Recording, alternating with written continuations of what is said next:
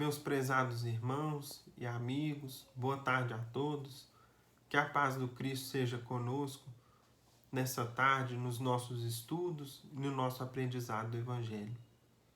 Hoje, conforme a nossa programação, nós vamos estudar o capítulo 15 do Evangelho segundo o Espiritismo, que tem por título o lema, o dístico, ou seja, o maior princípio da nossa doutrina, da nossa fé, que é, fora da caridade, não há salvação.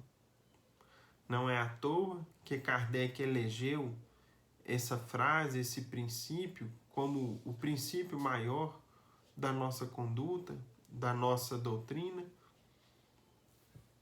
E a gente entende, por meio desse capítulo, a importância e excelsitude da caridade, do amor posto em prática, vivido no dia a dia com aqueles com quem a gente convive, com todas as nossas forças, com tudo aquilo que estiver ao nosso alcance, para que de fato a gente coloque a caridade em toda a sua abrangência na nossa relação com os nossos irmãos de humanidade, sejam eles quais forem, em tudo o que ela abrange, não só na beneficência, na caridade material, mas nos mais diversos aspectos da caridade moral, da paciência, da tolerância, do perdão, da renúncia, enfim, de todos os pontos que devem marcar nossa conduta.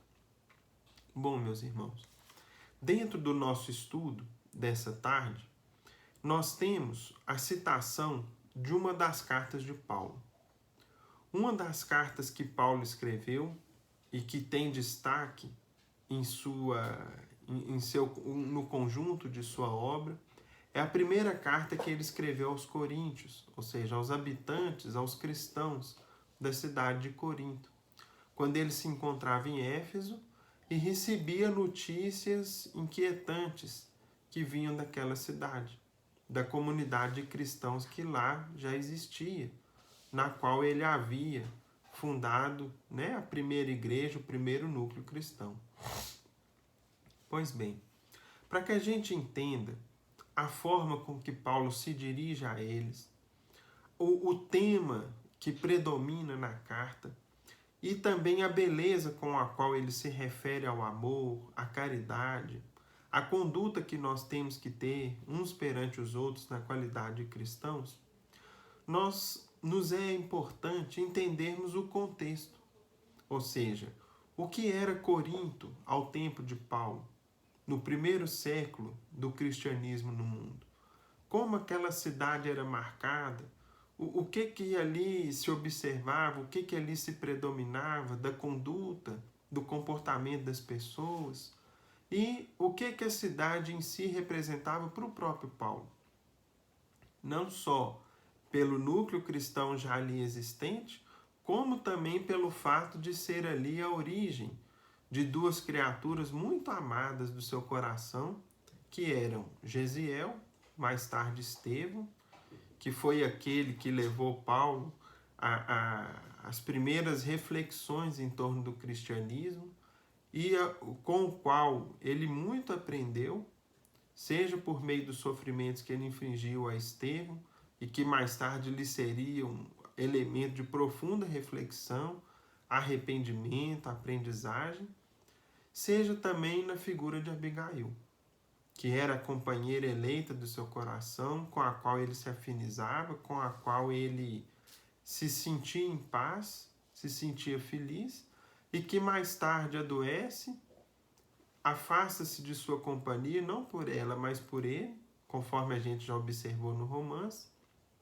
e cujo comportamento, mais tarde cristão, também lhe serviria muito para o seu aprendizado, para as suas reflexões, e são essas duas almas também que irão trabalhar com Paulo em seu caminho cristão, desde o instante em que ele se converte até a sua recepção no mundo espiritual, quando eles, lado a lado, recebem Paulo, depois de Paulo ter vivido uma vida cheia de méritos, de reparando os seus erros, seus enganos e deixando para nós um legado enorme no que diz respeito ao cristianismo. né?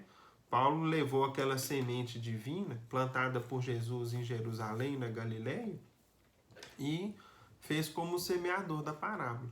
Saiu a semear, tirando ela do núcleo ali das discussões dos judeus, onde possivelmente ela não sobreviveria devido aos ataques que o cristianismo sofria, às dificuldades que se enfrentava ali nas proximidades de Jerusalém e na área de abrangência mais forte do judaísmo, espalhando a semente do cristianismo pelo mundo antigo da época, permitindo que ele chegasse à nossa atualidade e fosse resgatado pela doutrina espírita em sua pureza, em sua beleza, estando aí disponível para os nossos estudos hoje.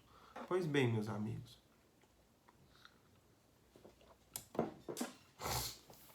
no primeiro capítulo da obra Paulo Estevam, que nós já estudamos, nós conseguimos compreender o ambiente que se tinha em Corinto. E daí porque Paulo escrevesse com tanta beleza, de forma tão inspirada, a respeito da caridade e do amor verdadeiro. Conta pra gente Emmanuel, e aqui nos vale, né, para enriquecer e compreender o nosso estudo. Emmanuel nos conta e a gente relembra no primeiro capítulo o seguinte: a cidade, ou seja, Corinto, reedificada por Júlio César, era a mais bela joia da velha Acaia. Acaia era uma província romana correspondente à Grécia da atualidade, servindo de capital a formosa província. Não se podia encontrar na sua intimidade o espírito helênico em sua pureza antiga, ou seja, a herança dos gregos que tiveram seu apogeu alguns séculos antes, né?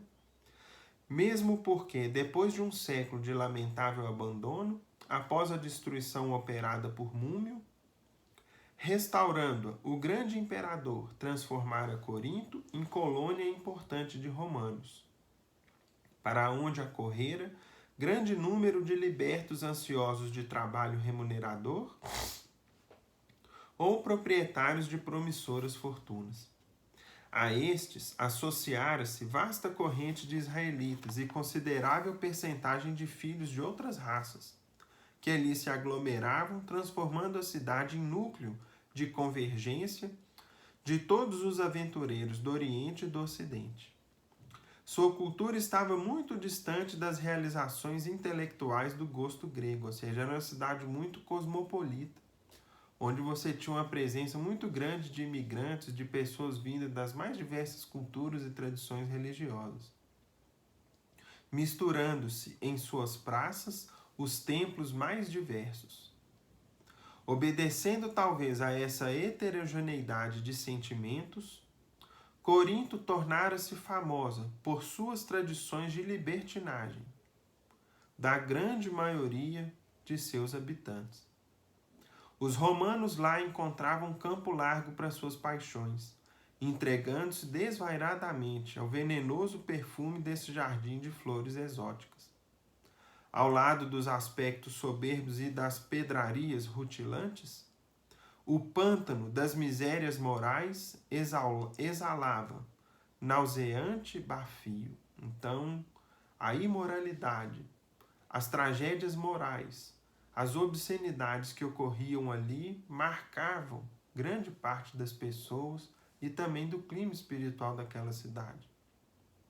A tragédia foi sempre o preço doloroso dos prazeres fáceis. De quando em quando, os grandes escândalos reclamavam grandes repreensões. Então, meus irmãos, quando a gente pesquisa um pouco mais, os registros históricos constam para a gente que havia em Corinto dois grandes templos. O templo de Afrodite, deusa do amor, do politeísmo grego e depois romano, e um templo de Apolo, deus da música, do canto, da poesia e da beleza masculina. Diz a história que havia no templo da deusa Afrodite 1000 sacerdotisas que, aos finais de tarde, desciam até a cidade e vendiam seus corpos. Ou seja, como se isso fosse um culto religioso, né? Em Corinto havia aproximadamente 250 mil habitantes. A cidade era conhecida por sua luxúria e também por sua imensa riqueza. Então, meus irmãos, dado esse contexto, nada mais apropriado do que Paulo dirigir-se aos cristãos de Corinto, mostrando para eles o que verdadeiramente era amar ou ser caridoso. Porque a caridade nada mais é do que o amor em ação.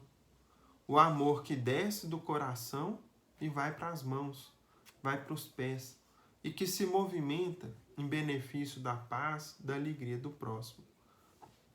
Então foi para essa cidade, para esses habitantes que conviviam num ambiente tão hostil, mas que mesmo assim não impedia que dali saíssem verdadeiros lírios daquele pântano moral, como era o caso, por exemplo, de Gesiel e Abigail, mostrando para a gente algo que a doutrina espírita sempre nos ensina, no seguinte sentido: o meio de convívio de qualquer um de nós influencia, mas não decide. Nós não somos meros produtos do meio, nós trazemos um patrimônio espiritual. E mesmo que mergulhados num meio hostil, difícil, imoral, cheio de misérias, de dificuldades e dificílimo nas influências que nos exerce, nós podemos vencê-lo por meio do patrimônio moral que a gente possa trazer conosco, bem como também por meio da bagagem que o lar nos confere. E isso a gente observava, por exemplo, no caso de Abigail e de Estevão. Qual que era o lar do qual eles provinham?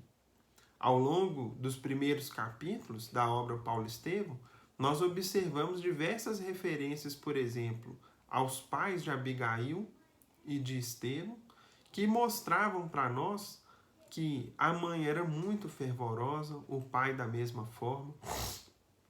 Eles desde pequenos foram acostumados ao trabalho, ao culto de Deus, aos bons princípios, à boa conduta, de maneira que, somada a influência do lar ao patrimônio espiritual que eles já traziam, enfrentaram um meio muito hostil, conforme a gente observa as descrições de Emmanuel, e tornaram-se verdadeiros expoentes, primeiro do judaísmo, nas boas tradições que o judaísmo tinha, e mais tarde verdadeiros cristãos.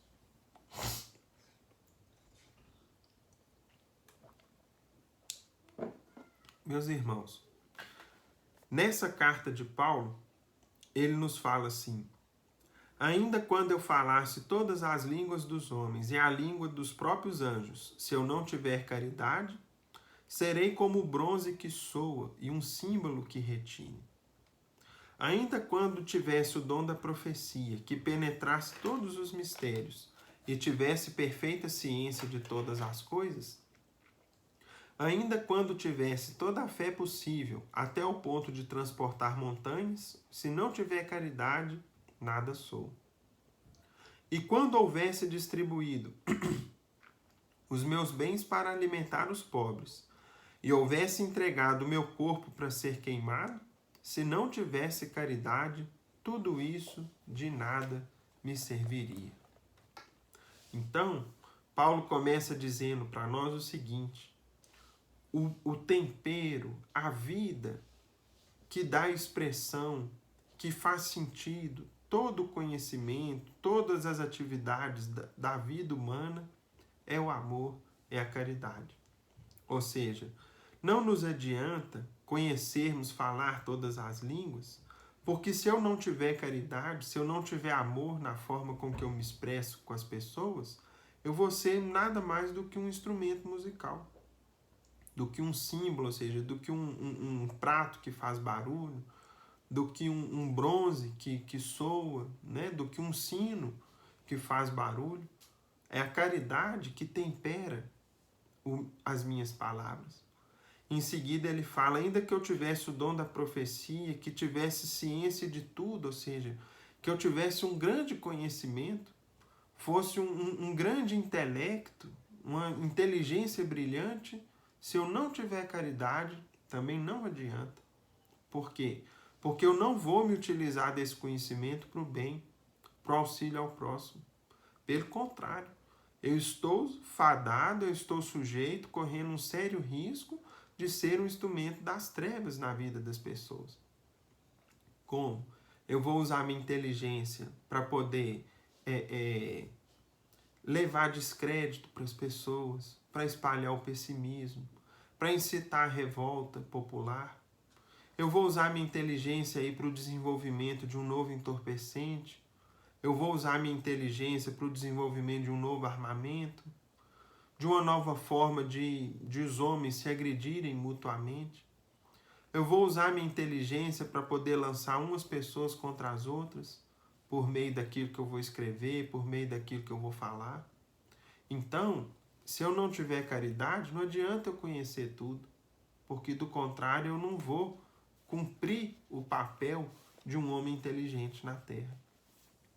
E Paulo ainda fala, ainda que eu tivesse toda a fé possível, ou seja, uma fé poderosa, um grande conhecimento das leis divinas, da presença de Deus na nossa vida, se eu não tiver caridade, a minha fé vai ser o quê? Uma fé morta, sem obras, que não vai fazer diferença alguma na vida das pessoas.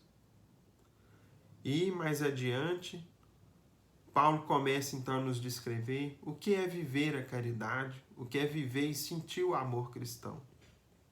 A caridade é paciente, ou seja, é sermos pacientes. É branda e benfazeja, ou seja, é marcada pela brandura, pela mansuetude, pelo equilíbrio. A caridade não é invejosa. Então quem sente, vibra a caridade, não se incomoda e não compara a situação material das pessoas ou qualquer outra situação que marque a vida das pessoas, porque isso é indiferente. Não é temerária nem precipitada.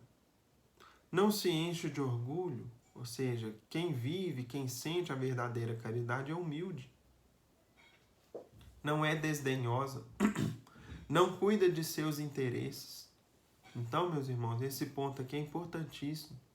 Se a gente quer conhecer uma criatura para ver se ela é verdadeiramente caridosa, se ela ama verdadeiramente, a gente percebe isso pelo desinteresse pessoal. Ou seja, a conduta caridosa é marcada pelo desinteresse pessoal no seguinte sentido: a pessoa abre mão de seus interesses pessoais. É capaz de renunciar, de sacrificar-se. E não os defende, né? Dando às vezes pulos aí quando esses interesses são afetados.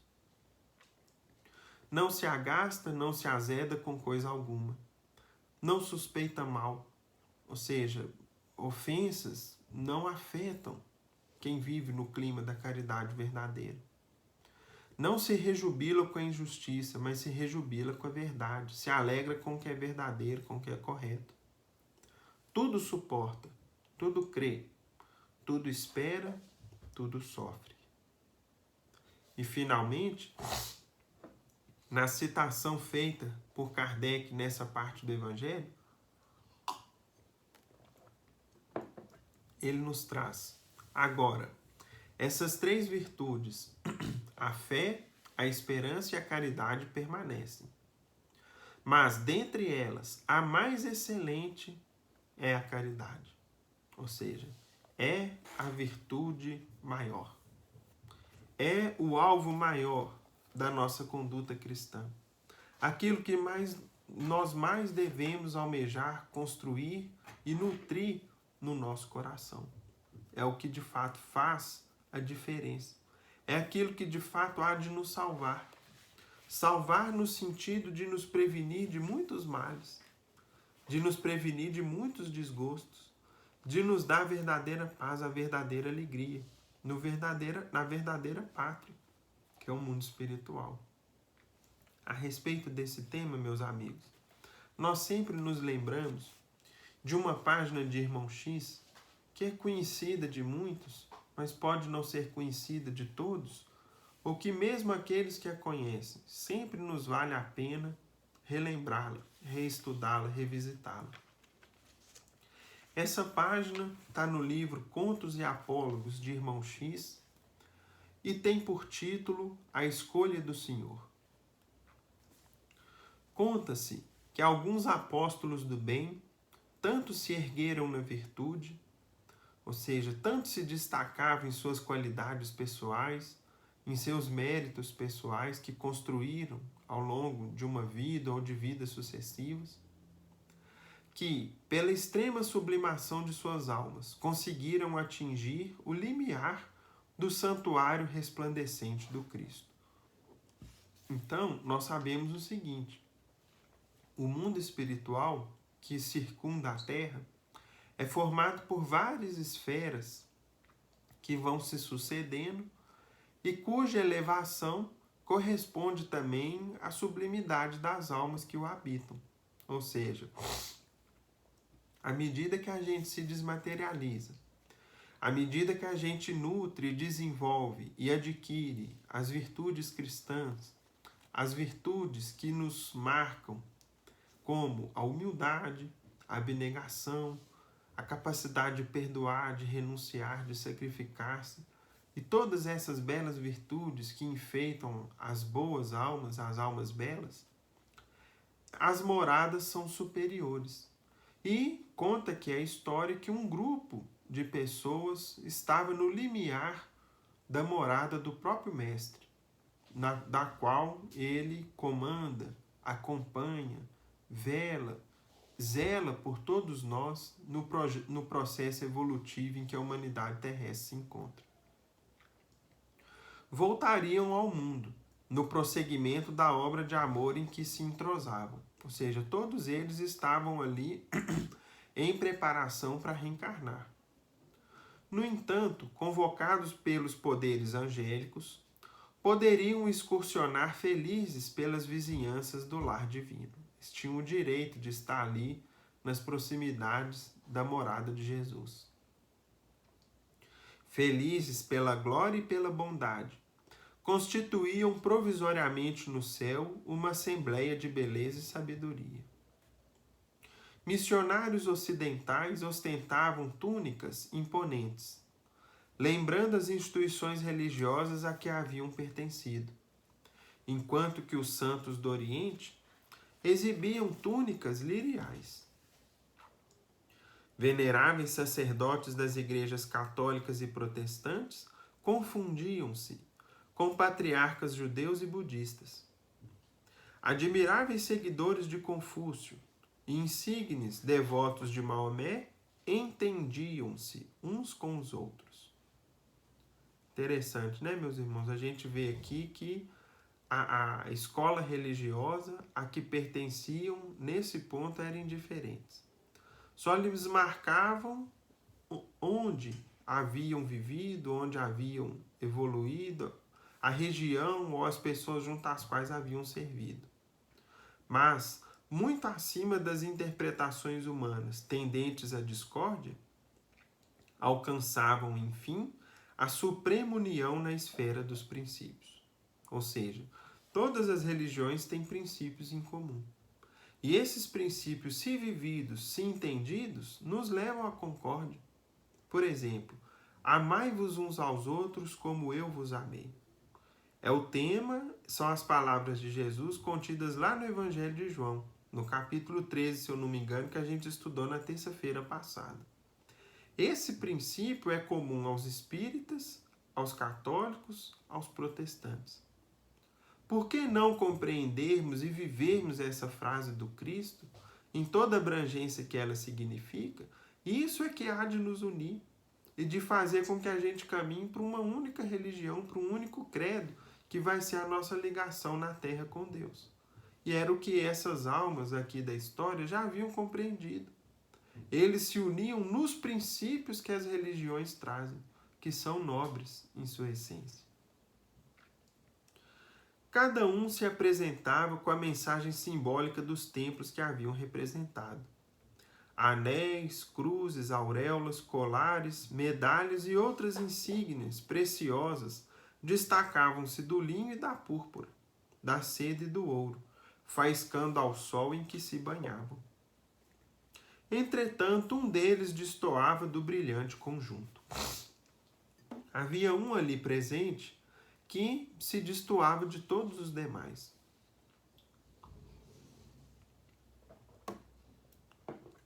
Era um antigo servidor do deserto, que não se filiou a igreja alguma. Ibrahim Almandebe foi apenas devotado irmão dos infelizes que vagueavam nas planícies arenosas da Arábia. Ou seja, tinha ali um beduíno, um daqueles viajantes do deserto e que se apresentava dessa forma. Não possuía qualquer sinal que o recomendasse ao respeito e à consideração. Trazia os pés descalços, enxága e pó. Na veste rota, mostrava as manchas sanguinolentas das crianças feridas que havia conchegado de encontro ao peito. As mãos magras e hirsutas pareciam forradas em couro de camelo, tão calejadas se achavam no rude trabalho de assistência aos viajantes perdidos. Os cabelos grisalhos e imundos falavam de longas peregrinações sob a tempestade. E o rosto enrugado e rijo era a pesada moldura de 2 olhos belos e lúcidos, mas encovados e tristes, guardando pavorosas visões das dores alheias que ele havia socorrido, abnegado e atento. Isolado no festim, ou seja, destoando de todos os demais, o ancião notou que 2 anjos examinavam a assembleia, fazendo anotações num pergaminho celestial. Depois de analisarem todos os presentes, um por um, abeiraram-se dele, estranhando-lhe a desagradável presença. Então aqueles 2 mensageiros iam, um por um, fazendo anotações num pergaminho até que se aproximaram dele. Amigo, perguntou um dos emissários, a que igreja pertenceste na terra? Para que a pergunta? Respondeu o forasteiro com humildade. O senhor deseja entender-se com um dos visitantes do lar divino, e estamos relacionando por ordem os nomes daqueles que mais profundamente o amaram no mundo.